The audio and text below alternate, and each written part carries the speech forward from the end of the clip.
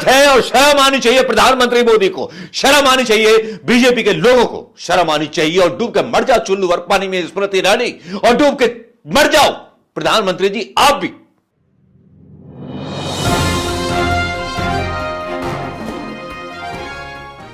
दोस्तों नमस्कार, 2 जनवरी का दिन है आज, और आज न्याय मिला है 60 दिन बाद उस बीएचयू की पीड़ित लड़की को, जिसको उठा लिया गया था 1 नवंबर की रात को। आईआईटी बीएचयू में यह घटना हुई थी और मोटरसाइकिल पर 3 लोग आते हैं, बंदूक की नोक पर एक छात्रा को कपड़े उतारने के लिए मजबूर किया जाता है और उसके साथ मारपीट और सामूहिक बलात्कार करने लगते हैं और उसे भी रिकॉर्ड किया जाता है। पीड़िता छात्रा इंजीनियरिंग विभाग में बीटेक की छात्रा है। यह मामला लगभग रात के 1:30 बजे का था, जब वो टहल रही थी, जब कैंपस में गांधी स्मृति हॉस्टल चौराहे के पास उसका सामना उसकी दोस्त से हुआ। वहीं मोटरसाइकिल पर सवार 3 हमलावरों ने उन्हें रोक लिया और उनकी दोस्त को जाने के लिए कहा। 3 आरोपी पीड़िता को जबरन एक सुनसान इलाके में ले गए, जहां उसके साथ शब्द इस्तेमाल किया गया है यौन उत्पीड़न। वैसे बलात्कार शब्द पहले काफी आम था, लेकिन यौन उत्पीड़न किया गया, धमकी दी गई और उसका फोन जब्त कर लिया गया, उसके वीडियो रील्स बना गए। इससे ज्यादा प्रिंट मीडिया को लिखने की इजाजत नहीं है, इससे ज्यादा प्रिंट मीडिया को बताने की इजाजत नहीं है, क्योंकि हमारे साहिब का नया हिंदुस्तान है। और साहिब का नया हिंदुस्तान इसलिए भी है क्योंकि प्रशांत कुमार नए डीजीपी बनते हैं उत्तर प्रदेश के, लेकिन 60 दिन इन लोगों की गिरफ्तारी नहीं होती। मीडिया सोया रहता है, सब कुछ चुपचाप रहता है। ये तीनों आरोपी बीजेपी से संबंधित बताए जाते हैं। इनकी खूबी के चेहरे प्रधानमंत्री मोदी से लेकर के स्मृति ईरानी और योगी के साथ भी नजर आते हैं। लेकिन गूंगा हो जाता है हमारे देश का कानून, गूंगी हो जाती है हमारे देश की कानून व्यवस्था, गूंगी हो जाती है पुलिस, और गूंगे हो जाते हैं वो लोग जो बोलते हैं बेटी पढ़ाओ बेटी बचाओ। पढ़ने वाली बेटी के साथ मोदी जी के संसदीय क्षेत्र में एक बीभत्स घटना होती है, लेकिन किसको फुर्सत है, कौन देखेगा इसको? क्योंकि लोगों के केंद्र में तो राम मंदिर है, क्योंकि राम मंदिर मिल गया तो सब कुछ मिल गया। क्योंकि कानून अंधा होता है और अंधा होकर के तोलता है सबूतों और गवाहों के बल पर कि न्याय किसको मिलेगा। ये हम देख चुके हैं पहलवान बेटियों के बारे में, ये देख चुके हैं हर उस बारे में जिसके बारे में हमें सब पता है। हालांकि भले ही आज ये स्पष्टीकरण आ गया हो कि इन तीनों को बीजेपी से निकाल दिया गया। मजे की बात यह है कि इनकी तस्वीरें बागेश्वर धाम वाले बाबा के साथ भी मिलती हैं। जिन बागेश्वर धाम वाले बाबा को पता रहता है कि जो है ये लोग किस तरह के लोग हैं, वो प्रसाद भी देते हैं। दुख इस बात का होता है कि सनातन धर्म तक तो ठीक था, लेकिन ऐसे सनातन धर्मी संत पैदा कर दिए गए हैं जो केवल बीजेपी के लिए प्रचार कर रहे हैं हिंदू राष्ट्र के नाम पर। पिछले 70 सालों में जैसे किसी को पता ही नहीं था कि यहां बहुसंख्यक हिंदुओं का राष्ट्र है, लेकिन मोदी के आने के बाद पता चला है कि हां यह हिंदुओं का राष्ट्र है। लानत है और शर्म आनी चाहिए प्रधानमंत्री मोदी को, शर्म आनी चाहिए बीजेपी के लोगों को, शर्म आनी चाहिए। और डूब के मर जाओ चुल्लू और पानी में स्मृति ईरानी, और डूब के मर जाओ प्रधानमंत्री जी आप भी। जिसका यौन उत्पीड़न हुआ वो लड़की भी हिंदू थी, वो लड़की भी हिंदू थी और बीटेक कर रही थी।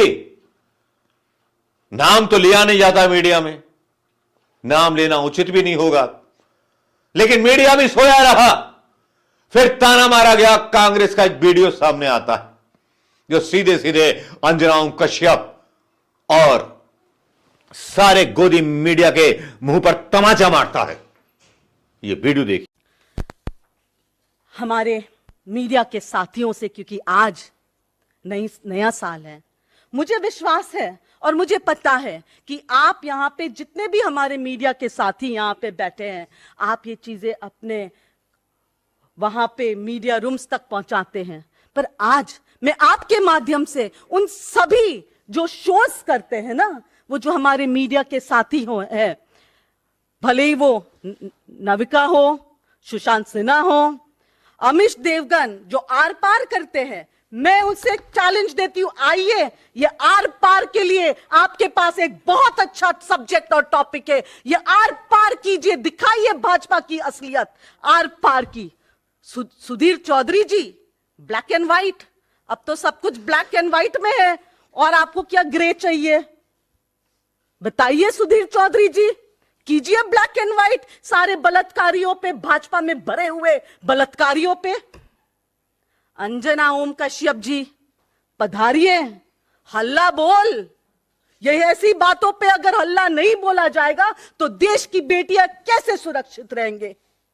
और वीडियो आने के बाद होती है न्यूज रिपोर्टिंग आज तक पर। उस पत्रकार के द्वारा जो कल तक पत्रकार सईद अंसारी प्रधानमंत्री मोदी जी के हुजूर में जिल्ले लाई और कौरनी सलाम करता हुआ नजर आता था। बड़े मजे की बात है, यूट्यूब की दुनिया भी और सोशल मीडिया भी दोस्तों, और हमारे हिंदुस्तान के दोस्तों को समझ में भी नहीं आएगी, क्योंकि ये भ्रम के पीछे भागते हैं हमारे हिंदुस्तान के लोग, सच्चाई के पीछे नहीं भागते। जिसको दिल से मान लिया, जुड़ गए, बस भाग पड़े उसके पीछे। सच्चाई का कोई पता नहीं। जनता की ही बात कोई कहने लगता है पत्रकार, तो उसे अपने सर पर बिठा लेते हैं। लेकिन आज तक के सईद अंसारी ने एक रिपोर्ट डाली, सोशल मीडिया पर बड़ी तारीफ हुई उस वीडियो की।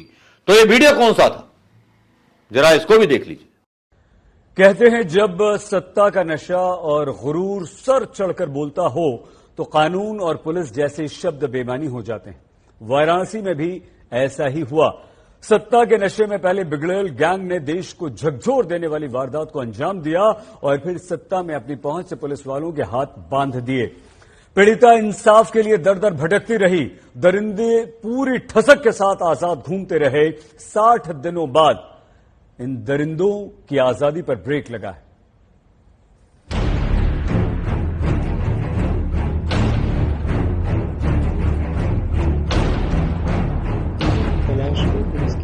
नाम अशोक मुथाजैन, ओहदा पुलिस कमिश्नर, जिला वाराणसी। नाम प्रशांत कुमार, ओहदा स्पेशल डीजीपी, उत्तर प्रदेश। तलाश में पुलिस की वाराणसी में ठोको पुलिस की जिम्मेदारी संभालते हैं अशोक मुथाजैन। उत्तर प्रदेश में लॉ एंड ऑर्डर के नाम पर ठोको पुलिस की कमान संभालते हैं प्रशांत कुमार। सवाल यही है कि दुनिया की सबसे तेज तर्रार पुलिस का दम भरने वाली और एनकाउंटर स्पेशलिस्ट का तमगा सीने पर लेकर घूमने वाली उत्तर प्रदेश पुलिस को 60 दिनों तक इन आरोपियों ने कैसे चकमा दिया? आरोपियों ने चकमा दिया या फिर उत्तर प्रदेश पुलिस ने आईटी बीएचयू गैंगरेप कांड को रफा दफा करने के लिए इन्हें बचाए रखा? एनकाउंटर पर एनकाउंटर करने वाली इसी उत्तर प्रदेश पुलिस की बहादुरी को खुली चुनौती दी। वाराणसी में कलंक कथा लिखने वाले हैवान कुणाल पांडे, आनंद उर्फ अभिषेक चौहान और सक्षम पटेल ने लेकिन चंद सेकंड में खूंखार से खूंखार अपराधियों को परलोक पहुंचाने वाली पुलिस के हाथ अचानक बंध गए। सही सुना आपने, पूरे 60 दिनों तक कानून को अपने रसूख के जूतों तले कुचलते हुए तीनों आरोपी यूपी पुलिस का मजाक बनाते रहे। खुल्लम खुल्ला उत्तर प्रदेश पुलिस की जाबाजी को ललकारते रहे। लेकिन आरोप है कि पुलिस का सोया हुआ जमीर नहीं जागा।